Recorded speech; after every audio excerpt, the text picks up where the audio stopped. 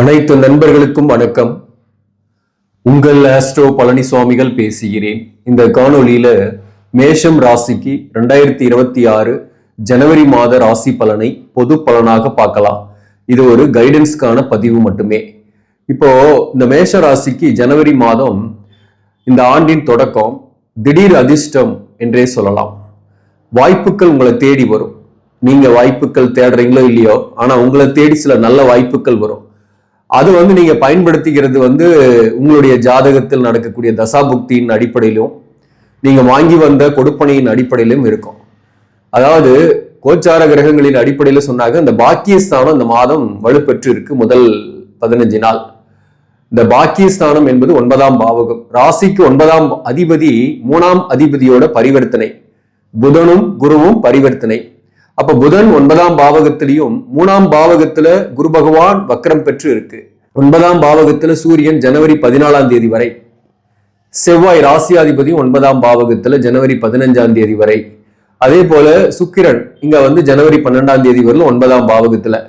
So ராசிக்குரியவன் 2 சேர்ந்து 9ல் இருக்கும்போது பாக்கியங்கள் கைகூடும்.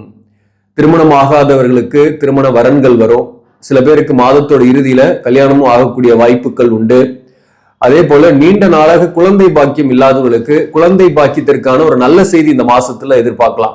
மருத்துவ ட்ரீட்மெண்ட் எடுத்துட்டு இருக்கிறீங்க, மருத்துவ ட்ரீட்மெண்டால இன்னும் ஒரு நல்ல பாசிட்டிவான விஷயம் நடக்கல அப்படின்றவங்க கூட இப்ப எதிர்பார்க்கலாம் ஒரு பாசிட்டிவான விஷயம்.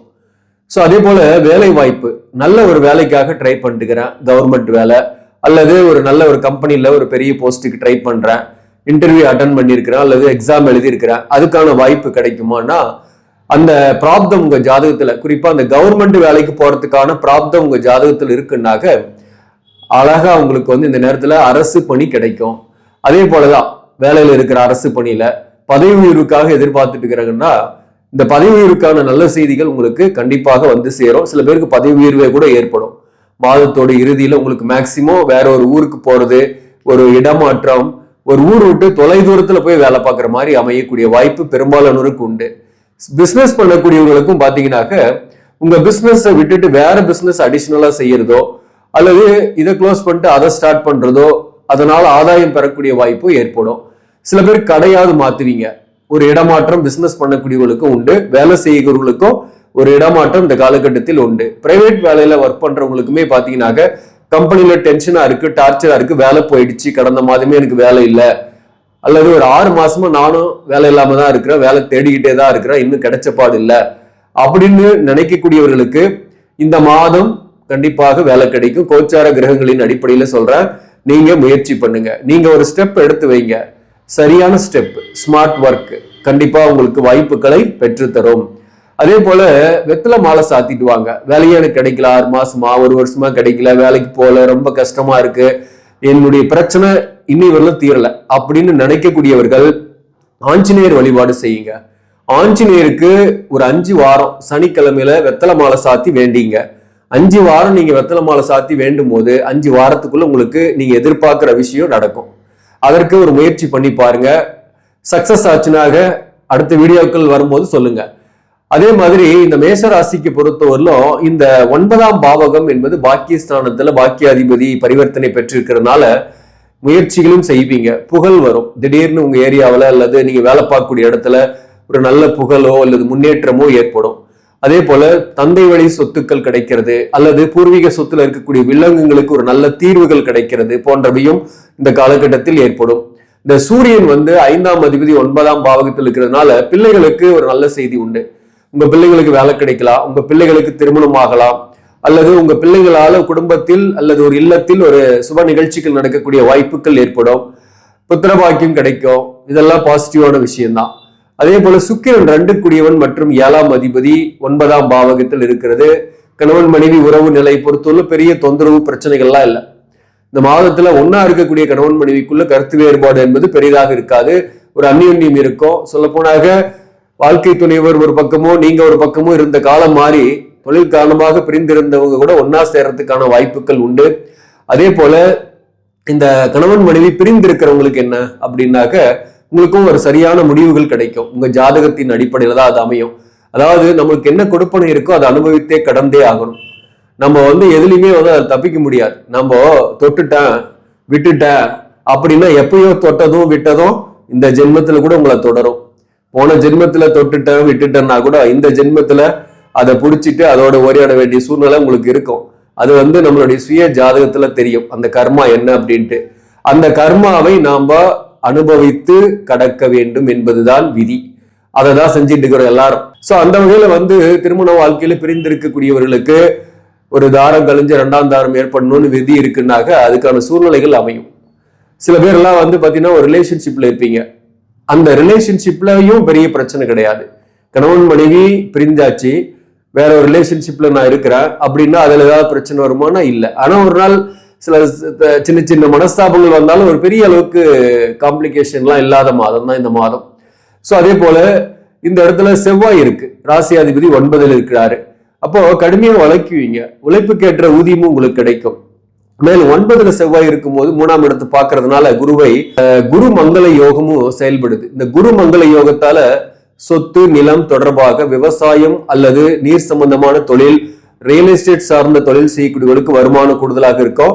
மேலும் சில பேருக்கெல்லாம் நிலம் வாங்குறது, சொத்து வாங்குறது, பூர்வீக சொத்து கிடைக்கிறது, பூர்வீக சொத்து வித்து அதனால ஆதாயம் வந்து கடனை அடைக்கிறது போன்றவையெல்லாம் ஏற்படும். நீங்க ஏற்கனவே ஒரு முயற்சிகளை செஞ்சுட்டு இருக்கிறீங்க, ஒரு போராடிட்டு இருக்கிறீங்க, ஒரு பிரச்சனைக்கு தீர்வுகளை தேடிக்கிட்டு இருக்கிறீங்கன்னா அந்த பிரச்சனைகளுக்கு தீர்வு கிடைக்கும்.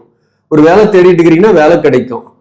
கையிருப்பு குறைவாக இருக்கு, பணம் பிரச்சனை, பணம் வருமா, வேலையில ஊதிய உயர்வு கிடைக்குமா அப்படின்னு நினைக்கிறவங்களுக்கு அதுக்கான வாய்ப்பு கிடைக்கும். பதவி உயர்வு கிடைக்குமா நினைக்கிறவங்களுக்கு அதுக்கான வாய்ப்பு இருக்கும். இதுதான் ரியலிஸ்டிக்கான அதிர்ஷ்டம். நான் திடீர்னு தூங்கிட்டே இருக்கும் போது எனக்கு வந்து யாரோ கதவை தட்டி 1 கோடி ரூபாய் கொடுத்துட்டு போயிடுவாங்க, அப்படி ஏதாவது அதிர்ஷ்டம் வந்துருமா அப்படின்லாம் கூட நம்ம வீடியோக்கள் பார்க்கறவங்க கமெண்ட் பண்றாங்க சில பேர். ஸோ அவங்களுடைய புரிதல்கள் அவ்வளவுதான், அதை நான் புரிஞ்சுக்குவோம் நான். இப்போ அது இல்லாம இப்போ நான் சப்ஸ்கிரைப் பண்ணிட்டு ஒரு நாள் கழிச்சு தான் கமெண்ட் பண்ற மாதிரி செட் பண்ணி வச்சுட்டேன். ஏன்னா தேவையில்லாத கமெண்ட் இதெல்லாம். அதாவது ஜோதிடத்தை புரிந்து கொண்டு இது வந்து ஒரு கோச்சார பலன் தான், இது நம்ம ஜாதகத்துக்கான பலன் கிடையாது, நம்ம ஜாதகத்தை பார்த்துட்டு இவர் சொல்லலை அப்படின்ற ஒரு கான்செப்ட்ல நம்ம இதை கேட்டாக ஏதாவது ஒரு நான் சொல்லக்கூடிய நல்ல கருத்து நமக்கு வாழ்க்கையில உதவும். அதே போல ஒரு வழிகாட்டுதல் தான். அதாவது இந்த மாதத்துல இந்த வாய்ப்புகள் இருக்கு, அதுக்கான சோர்சஸை பயன்படுத்திங்க அப்படின்ற. மாதத்தோட பிற்பகுதி ஜனவரி 14ஆம் தேதி வந்து சூரியன் உங்க ராசிக்கு 10ல் இருக்காரு. 10ஆம் பாவகத்துல சூரியன் இருந்தா திக்பலம், அதுவுமே நல்லதுதான். ஜனவரி 15ஆம் தேதி செவ்வாய் 10ஆம் பாவகத்தில் இருக்கு. 10ஆம் பாவகத்துல செவ்வாய் திக்பலம், அதுவுமே நல்லதுதான். அதே போல சுக்கிரன் ஜனவரி 12ஆம் தேதியே 10ஆம் இடத்துல இருக்கும். 10ஆம் இடத்துல சுக்கிரன் நிஸ்பலம். மாதத்தோட பிற்பகுதியில 15ஆம் தேதிக்கு மேல வாழ்க்கை துணைவரின் உடல்நலத்துல கொஞ்சம் ஹெல்த் இஷ்யூஸ் வந்து போகலாம். அதை மட்டும் கொஞ்சம் கவனம் செலுத்திங்க, அதை பார்த்துங்க. 4ஆம் இடத்தை இந்த சூரியன் செவ்வாய் பார்க்கறதுனால அலைச்சல்கள் பயணங்கள் ஏற்படும். பயணங்கள் வந்து ஊர் விட்டு ஊர் போற மாதிரி இருக்கும். உங்களின் உடல்நலத்திலையும் கவனம் செலுத்திங்க. மாதத்தோட பிற்பகுதியில வேலையில மதிப்பு மரியாதை அப்படியே தான் இருக்கும். தொழில முன்னேற்றங்கள் ஏற்படும். அதே போல வருமானம் கூடுதலாக வரும். கூட்டு தொழில் செய்யக்கூடியவர்கள் கூட கூட்டு தொழிலை விட்டுட்டு சொந்தமா ஏதாவது செய்யக்கூடிய காலகட்டமாக மாதத்தோட பிற்பகுதியில் இருக்கும். வீடு மாற்றம், இடமாற்றம் போன்றவைக்காக முயற்சி பண்ணக்கூடியவர்களுக்கு இந்த மாதத்தோட பிற்பகுதியில் அற்புதமான வாய்ப்புகள் இருக்கு, அதை பயன்படுத்தி கொள்ளுங்கள். அதே போல இந்த ராகு பகவான் வந்து 11ஆம் பாவகத்திலையும் 5ஆம் இடத்துல கேது இருக்கு. ராகு 11ல் இருக்கிறது நல்லதுதான். சுயசாரம் சதயம் நட்சத்திரத்துல இருக்கும். அப்ப வந்து லாபங்கள் வரும், கடனை கட்டுவீங்க. அதே போல சில நண்பர்கள், சில மூத்த சகோதர வகையில உங்களுக்கு சில மனக்கசப்புகள் இந்த காலகட்டத்தில் வந்து போகும். 5ஆம் இடத்துல இருக்கக்கூடிய கேதுவால பிள்ளைகளுக்கு செலவுகள், சுப செலவுகளை செஞ்சிருங்க. அசுப செலவுகளுக்கு வழி இல்லாம போயிடும். பிள்ளைங்க கேட்கறாங்க, அதை அவாய்ட் பண்ணிக்கிட்டே வந்தீங்கன்னா தேவையில்லாத செலவு வரும். அதனால ஏதோ ஒன்று வாங்கி கொடுத்துருங்க, அதுதான் நல்லது. அதே போல பிள்ளைகள் வகையில மகிழ்ச்சி தான் வரும். 5க்குரியும் 9லையும் 10லையும் வலுப்பெற்று இருக்கிறதுனால பெரும்பாலும் பிள்ளைகள் வகையில தேவையில்லாத பிரச்சனைகள் வரத்துக்கு வாய்ப்பு இல்லை. கேது 5ஆம் இடத்துல இருக்கு. அதனால வந்து கோபம், டென்ஷன் இவற்றையெல்லாம் குறைத்துக்கணும். பார்க்கறதுக்கு வெளிப்பார்வையில நல்ல அமைதியானவர் போல தெரிந்தாலும் திடீர்னு கோவப்படுவீங்க. அந்த திடீர்னு கோவப்படுறதுனால அல்லது உங்க எமோஷனல்னால சில நேரங்கள்ல சில உறவுகளாகட்டும், சில நண்பர்களாகட்டும், அல்லது வேலை பார்க்கக்கூடிய இடத்துல மேலதிகாரிகள் ஆகட்டும், அவங்க கிட்ட ஒரு கெட்ட பேர் வாங்கிடுவீங்க. ஆனா பேசிக்கலா நீங்க நல்லவர்கள், மற்றவங்களுக்கு உதவக்கூடியவர்கள். ஆனா அந்த திடீர் கோபம் சில நேரங்கள் ஏற்படக்கூடிய அந்த மனஸ்தாபத்தால் ஏற்படக்கூடிய விளைவு பல காலம் நீடித்து கொண்டு இருக்கிறது அல்லவா? அதனால கொஞ்சம் கவனமா இருங்க. மேலும் இந்த சனி உங்க ராசிக்கு 12ல இருக்கிறது விரைய சனி. இது ஒண்ணுதான் நெகட்டிவ் உங்களுக்கு. அது மார்ச் 6ஆம் தேதியிலிருந்து வாக்கிய பஞ்சாங்கத்தின்படியும் விரைய சனி தான். இப்போ திருக்கணிதத்தின்படியும் விரைய சனி தான். அதனால நீங்க இந்த மாதத்தை பொறுத்தவரை தான தர்மம் கொஞ்சம் செய்யுங்க. சுப விரயம், சொத்துக்கள் வாங்குறீங்க அல்லது இன்வெஸ்ட்மெண்ட் பண்றீங்க, அதெல்லாம் சுப விரயம். என்கிட்ட எந்த காசுமே இல்லை, எதையுமே என்னால் வாங்க முடியாது. நான் என்ன செய்யறது அப்படின்னா, ஒரு அரிசி மாவு கொஞ்சம் எடுத்து நீங்க எறும்புகளுக்கெல்லாம் ஓட்டை இருக்கிற இடத்தெல்லாம் போட்டு விடுங்க. லட்சக்கணக்கான உயிர்கள் சாப்பிடும். அதன் மூலம் உங்களுக்கு சுப விரயம் தான் அது. நான் லட்சக்கணக்கான பேருக்கு நீங்க அன்னதானம் பண்ண மாதிரி அர்த்தம். அதனால உங்களுக்கு உடம்பு சரியில்லாம போகாது, உங்க உடம்பு நல்லா இருக்கு. அதுக்கு நீங்க மருத்துவ செலவு பண்ண மாட்டீங்க. அதே போல உங்களுடைய முயற்சிகள் வெற்றியாகும். ஆஞ்சநேயரை வழிபாடு செய்யுங்க, அதுக்கு வாய்ப்பு இருக்கு. இந்த சனியை பொறுத்தவரை ராசிக்கு 12ல இருக்கிறதுனால இந்த மாதத்தை பொறுத்தவரை பொதுவாக பார்த்தீங்கன்னாக்க தேவையில்லாம அலைச்சல்கள், பயணங்கள், டிராவல் பண்றது, தூக்கம் கொஞ்சம் கெடுறது போன்றவையெல்லாம் இருக்கும். அதனால முடிந்த அளவுக்கு உடல் நலத்திலையும் கவனம் செலுத்திக்கிட்டு தேவையற்ற பயணத்தை தவிர்த்துருங்க. அதுதான் பெஸ்ட். ஸோ இந்த மாதிரியான கைடன்ஸ்கள் நம்ம தொடர்ந்து நம்ம மாத பலன்களை சொல்லிட்டு இருக்கிறோம்.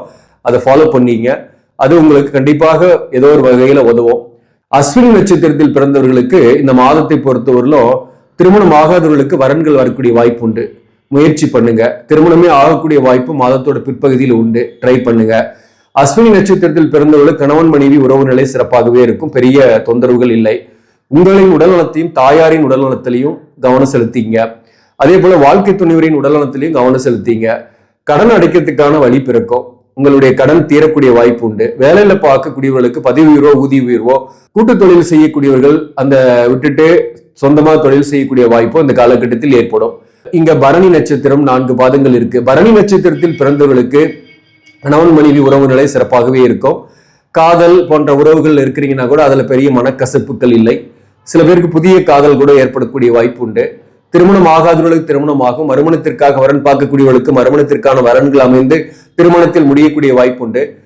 அதே போல சில பேருக்கு வேலை பார்க்கக்கூடிய இடத்துல உங்களுக்கு புதிய ஒரு நட்போ உறவோ அந்த நேரத்தில் ஏற்படக்கூடிய வாய்ப்பு உண்டு. அது திருமணம் வரலும் போய் முடியக்கூடிய சான்சஸ் உண்டு. இந்த காலகட்டத்தில் சந்திக்கக்கூடிய ஒரு மனிதர் உங்களுக்கு பின்னாளில் கூட உதவிகரமாக இருக்கக்கூடிய வாய்ப்பு உண்டு. பரணி நட்சத்திரத்தில் பிறந்தவர்களுக்கு திருமண முயற்சிகள் சாத்தியம் உண்டு. முயற்சி செய்யுங்க. வேலையில பதவி உயர்வோ ஊதிய உயர்வுக்கான செய்திகள் வரக்கூடிய வாய்ப்பும் உண்டு. அதே போல சில பேருக்கு பர்மனன்ட் ஆகிறதுக்கான வாய்ப்புகளும் உண்டு வேலை பார்க்கக்கூடிய இடத்துல. மேலும் பரணி நட்சத்திரத்தில் பிறந்தவர்களுக்கு இந்த காலகட்டத்தில் நட்பு சகோதர வகையில சில எச்சரிக்கைகள் வேண்டும். பண விஷயத்திலும் நிறைய கொஞ்சம் செலவாகும். சுப விரயங்கள் செஞ்சிருங்க. கிருத்திகை 1ஆம் பாதத்தில் பிறந்தவர்களுக்கு கடனை வெற்றிகரமாக சமாளிப்பீங்க. கடனை தீர்க்கறதுக்கான வழிகள் பிறக்கும். லாபங்கள் வரும். அதன் மூலம் கடனை கட்டுவீங்க. கணவன் மனைவி உறவு நிலையில பாதிப்பு பெருசா இல்லை. பிள்ளைகள் வகையில சுப செலவுகளை செஞ்சிருங்க. அசுப செலவுகளுக்கு இடமில்லாம போயிடும். கிருத்திகை 1ஆம் பாதத்தில் பிறந்தவர்களுக்குமே திருமணம் ஆகாதவர்களுக்கு திருமணம் ஆகக்கூடிய வாய்ப்புகள் உண்டு. வேலையில உயர் பதவி, புதிய பதவிக்காக முயற்சி பண்ணக்கூடியவர்களுக்கு அதற்கான வாய்ப்புகள் இந்த காலகட்டத்தில் உண்டு. சோ முன்னேற்றங்கள் கண்டிப்பாக உண்டு. அதாவது கிருத்திகை 1ஆம் பாதத்தில் பிறந்தவங்களுக்குமே. ஆக நண்பர்களே, இந்த பதிவு உங்களுக்கு பிடிச்சிருந்தாக லைக் பண்ணுங்க. இதை மற்றவர்களுக்கும் ஷேர் பண்ணுங்க. இன்னும் நம்ம சேனலை சப்ஸ்கிரைப் பண்ணாம பாக்குறவங்க சப்ஸ்கிரைப் பண்ணி கண்டினியூ பண்ணுங்க. இதன் மூலம் உங்களுக்கு ஒரு சரியான ஜோதிட தகவல்களும் ஆன்மீக தகவல்களும் கிடைக்கும். நன்றி, வணக்கம்.